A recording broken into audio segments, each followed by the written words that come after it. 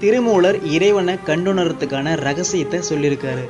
அவர் என்ன சொல்றாருன்னா, நெற்றிக்கு நேரே புருவமத்திடைவெளி, உற்று உற்று பார்க்க ஒளிவிடு மந்திரம், பற்றுக்கு பற்றாய் பரமன் இருந்திடும் சிற்றம்பலம் என்று தேர்ந்து கொண்டேனே அப்படின்னு பாடுறாரு.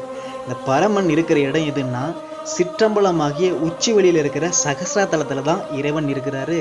இதை நான் புருவமத்தி வாயிலா உத்து உத்து பார்த்து நான் அந்த இறைவனை நான் கண்டுணர்ந்துக்கினேன். நீங்களும் புருவமத்தியை உத்து உத்து பார்த்தீங்கன்னா கடவுளை நீங்கள் கண்டுணரலாம் அப்படின்னு சொல்கிறாரு. இதவே பட்டினத்தார் பூர்ணமாலையில் அவர் இறைவனை பார்க்க முடியாத வேதனையை சொல்கிறாரு. உச்சி வெளியை உறுதியுடன் பாராமல் அச்சமுடன் நானும் அறிவிழந்தேன் பூரணமே அப்படின்னு பாடுறாரு. அதாவது உச்சி வெளியாக சகசிராதலத்தில் இறைவன் இருந்தார், ஆனால் நான் அதை உறுதியோடு பார்க்காம அறிவிழந்து ஒரு மூடனாக இருந்துட்டேன் அப்படின்னு பாடுறாரு. ஸோ சகசிராதலத்தில் இறைவன் இருக்கிறாரு, அதை புருவமத்தி வாயிலாக நம்ம கண்டுணரலாம்.